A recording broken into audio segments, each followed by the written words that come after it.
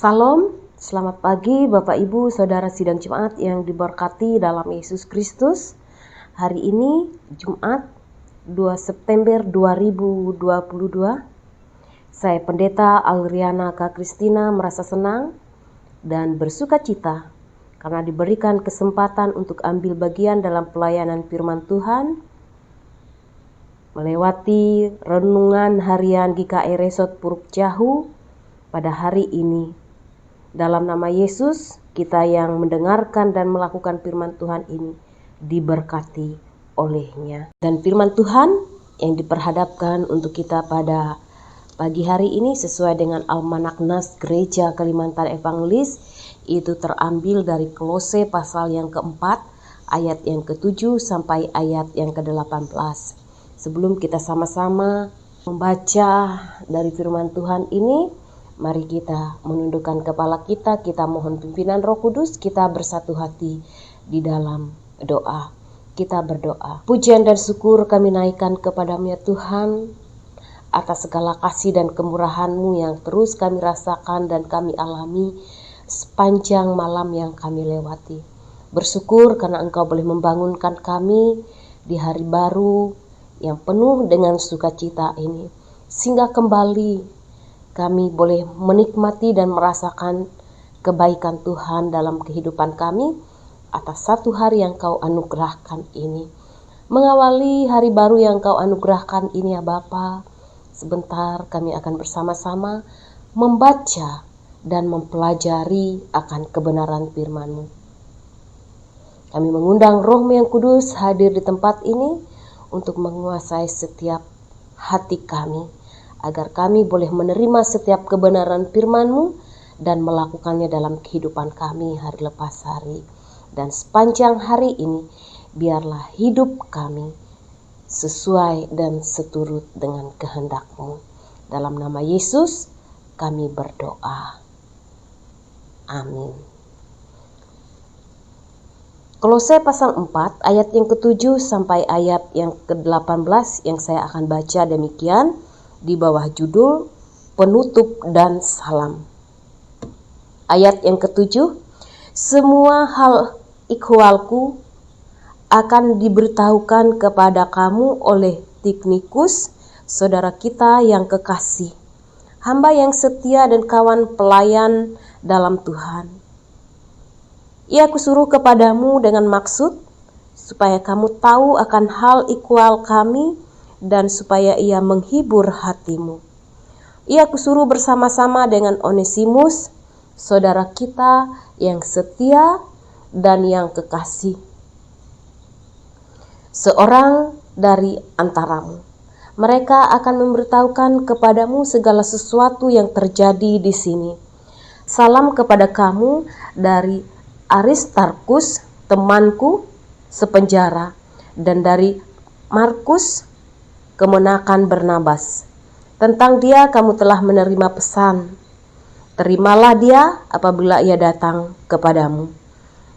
Dan dari Yesus yang dinamai Yustus. Hanya ketiga orang ini dari antara mereka yang bersunat yang menjadi temanku sekerja untuk kerajaan Allah. Mereka itu telah menjadi penghibur bagiku.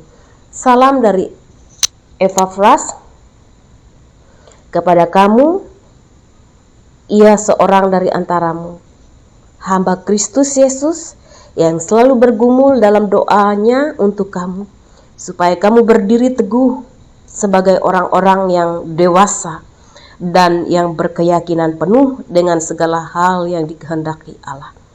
Sebab aku dapat memberi kesaksian tentang dia, bahwa ia sangat bersusah payah untuk kamu dan untuk mereka yang di Laodikia dan Hierapolis. Salam kepadamu dari tabib Lukas yang kekasih dan dari Demas. Sampaikan salam kami kepada saudara-saudara di Laodikia, juga kepada Nimpa dan jemaat yang ada di rumahnya. Dan bila mana surat ini telah dibacakan di antara kamu, usahakanlah supaya dibacakan juga di jemaat Laodikia, dan supaya surat yang untuk Laodikia dibacakan juga kepadamu.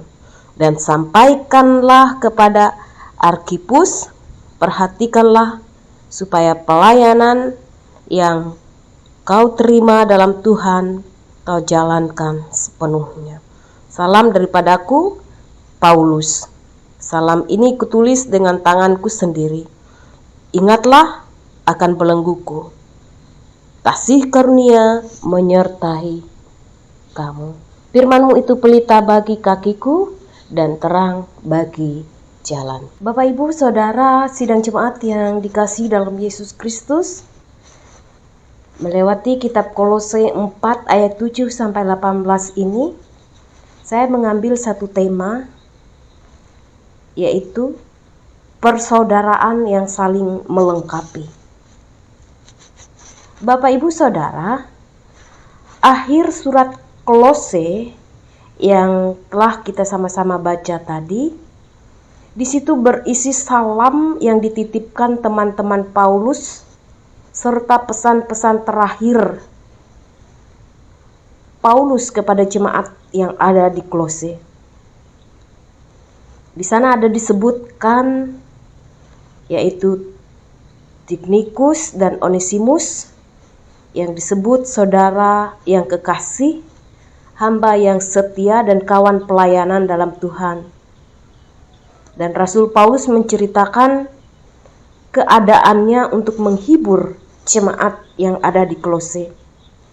Selanjutnya juga Bapak, Ibu, Saudara, ada salam untuk ketiga teman sekerjanya, yaitu Aristarkus, Markus, serta Yesus yang disebut Justus. Ia mengaku bahwa mereka bertiga ini adalah sumber penghiburan bagi dirinya.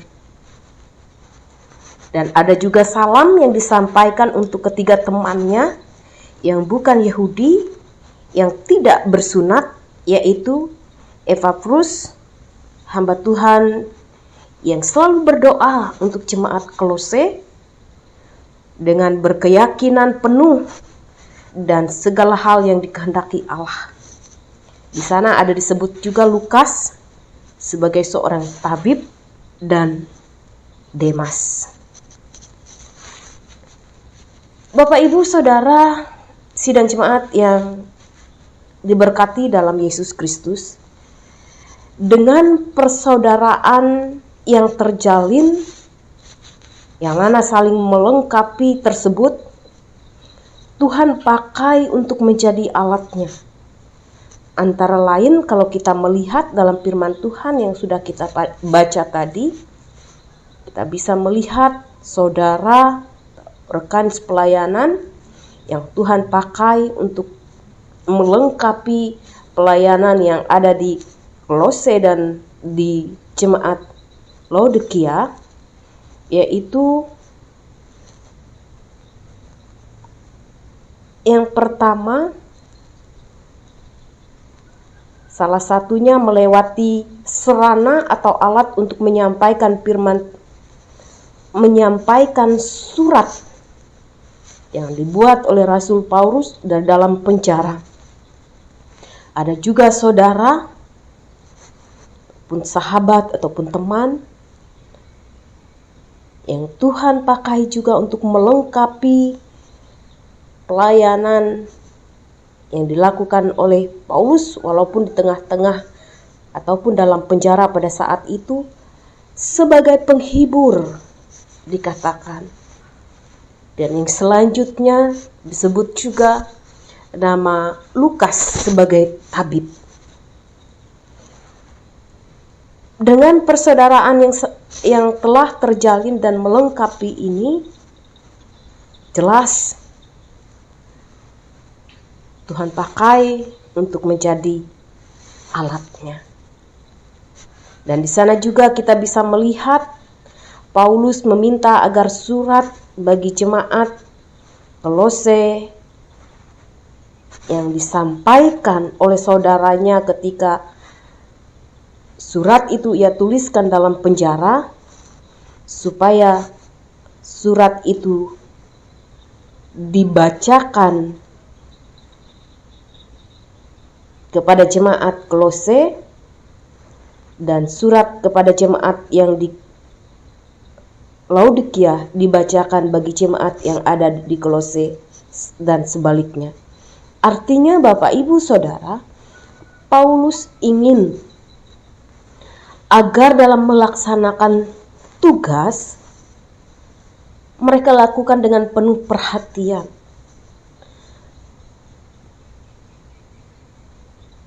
Tenaga dan waktu mereka sediakan bagi jemaat yang dipimpinnya tersebut. Dan selanjutnya, kemungkinan Paulus ingin mengembangkan persaudaraan Kristiani. Hal itu bisa diawali dengan berbagi berkat. Salah satunya berkat bagi jemaat adalah ajaran.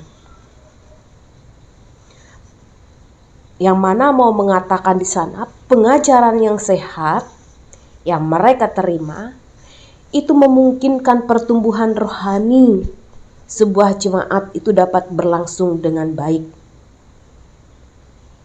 Nah, Bapak Ibu Saudara sidang jemaat yang saya kasih dalam Yesus Kristus,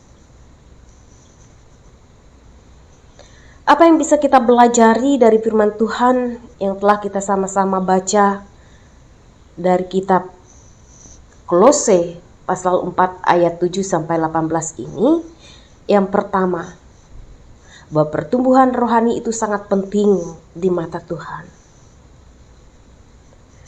Yang kedua, tulisan yang berupa nasihat, ajaran, anjuran, serta penghiburan ini menguatkan kita sebagai anak-anak Tuhan untuk melewati setiap pergumulan hidup yang kita hadapi. Sehingga apapun tantangan, pergumulan, pengajaran yang kita terima, kita meyakini bahwa ketika ada penguatan, ketika ada nasihat, ajaran, anjuran, dan penghiburan itu memampukan kita untuk menerima, untuk menguji, dan untuk belajar melakukannya di dalam kehidupan kita sebagai anak-anak Tuhan. Kiranya melewati firman Tuhan ini memampukan kita untuk terus bertumbuh dalam kerohanian yang benar di mata Tuhan, dan setiap nasihat, ajaran, penghiburan, dan penguatan yang Tuhan nyatakan melewati setiap kebenaran firman-Nya mampu kita terima dan kita terapkan dalam kehidupan kita sebagai anak-anak Tuhan. Kiranya Tuhan memampukan kita dan menolong kita untuk melakukan firman-Nya ini dalam kehidupan kita. Amin untuk firman Tuhan. Bapa di surga, Bapa dalam Yesus Kristus, kami mengucap syukur dan berterima kasih atas kebenaran firman-Mu yang sudah sama-sama kami dengar dan kami renungkan pada pagi hari ini. Sekiranya firman-Mu itu mampu kami terima dan mampu kami terapkan dalam kehidupan kami sebagai anak-anak Tuhan. Ajarkanlah kami supaya kami dapat mewujudkan persahabatan, persaudaraan yang baik, baik kami sebagai pemimpin jemaat dan rekan-rekan sekerja dalam pelayanan, maupun terhadap anggota jemaat yang kami layani, bahkan terhadap sesama kami manusia. Sebagai wujud kasih kami kepada mereka, pun di dalam kami melayani, ajarkan kami untuk selalu dapat bekerja sama bergandeng tangan dalam pelayanan di ladang Tuhan yang Kau percayakan pada kami, sehingga kami boleh melayani dengan penuh sukacita, melayani dengan sungguh-sungguh, sehingga pelayanan yang Kau percayakan itu boleh mendatangkan hormat, kepujian, dan kemuliaan bagi nama Tuhan, dan ada banyak jiwa yang boleh dimenangkan untuk Tuhan. Pada pagi hari ini ya Bapa, kami berdoa untuk jemaat yang ada di Trans Bahiton. Kami menyerahkan hidup dan kehidupan mereka pada saat ini ke dalam tangan kasih Tuhan. Berkati jemaat-Mu yang ada di sana. Berkati segala usaha dan pekerjaan yang mereka geluti pada saat ini. Sehingga Engkau menganugerahkan keberhasilan dan kesuksesan dalam setiap harapan, rencana, dan cita-cita mereka. Berkati juga penata layanan yang ada di sana, sehingga melewati anak-anak Tuhan yang ada di sana, bahkan hamba-hamba-Mu yang melayani, Tuhan pakai untuk menjadi alat perpanjangan tangan Tuhan di dalam mengabarkan kabar sukacita itu kepada saudara-saudara kami yang ada di sana. Berkati juga belita, anak-anak, remaja, pemuda, orang tua, dan lansia yang ada di sana. Anugerahkan selalu kekuatan, kesehatan, umur yang panjang kepada mereka ya Bapa, sehingga mereka boleh terus melihat kebaikan dan campur tangan Tuhan dalam hidup mereka hari lepas hari. Kekuatan, kesehatan menjadi bagian hidup mereka, karena Engkau yang selalu menyertai dan memberkati hari-hari mereka. Halaukan dan jauhkan mereka dari segala sakit, penyakit, mara bahaya, atau apapun yang mengancam hidup mereka pada saat ini. Kami pertaruhkan mereka hanya di dalam tangan kasih Tuhan. Biarlah yang Engkau memberkati dan menyertai hari-hari hidup mereka. Terima kasih ya Bapa, pada kesempatan ini kami menyerahkan seluruh keberadaan jemaat-Mu yang ada di Trans Bahiton ke dalam tangan kasih Tuhan. Biarlah mereka ada dalam kasih dan kemurahan yang daripada Allah semata-mata. Pada kesempatan ini juga kami berdoa untuk kami hamba-hamba-Mu, baik kami sebagai pendeta, pikaris yang Tuhan tempatkan di GKI Resort Puruk Jahu, dan di masing-masing pos pelayanan kami. Pakai kami untuk menjadi alat-Mu ya Bapa. Pakai kami untuk menjadi saluran berkat bagi jemaat yang Tuhan percayakan untuk kami layani. Supaya dengan kekuatan dan kesanggupan kami mampu memberikan yang terbaik bagi Tuhan melewati pelayanan kami. Hati kami diteguhkan oleh pemberitaan firman-Mu yang hidup, sehingga kami dapat menyaksikan itu semua bagi jemaat yang kami layani dan orang-orang yang ada di sekitar kami. Anugerahkan kami selalu kesehatan, kekuatan, terlebih-lebih kesanggupan di dalam menjalankan tugas dan tanggung jawab kami. Sepanjang hari ini ya Bapa, hidup dan kehidupan kami pertaruhkan ke dalam kuasa-Mu. Tutup bungkus kami selalu dengan kuat kuasa-Mu agar kami terus ada dalam kasih dan kemurahan Tuhan. Sepanjang hari ini ya Bapa, kami pertaruhkan hidup kami hanya ke dalam tangan kasih-Mu. Berkati kami, tuntun sertai langkah kami. Apa yang kami kerjakan, apa yang kami lakukan, sekiranya itu semua boleh berkenan di hadapan Tuhan. Terpujilah nama-Mu ya Bapa. Kami mau serahkan hidup dan kehidupan kami hanya ke dalam tangan kasih-Mu. Sepanjang hari ini, biarlah mulut kami selalu memberikan puji-pujian, penghormatan hanya bagi Tuhan yang kami kenal dalam Yesus Kristus yang mengajar kami berdoa.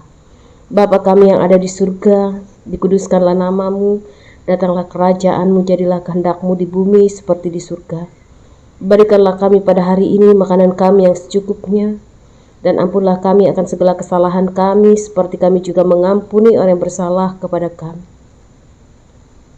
Jangan membawa kami dalam pencobaan, tapi lepaskanlah kami pada yang jahat. Karena Kau punya kerajaan, kuasa, dan kemuliaan sampai selama-lamanya. Amin. Tuhan memberkati engkau dan melindungi engkau. Tuhan menyinari engkau dengan wajah-Nya dan memberi engkau kasih karunia. Tuhan menghadapkan wajah-Nya kepadamu dan memberi engkau damai sejahtera. Amin.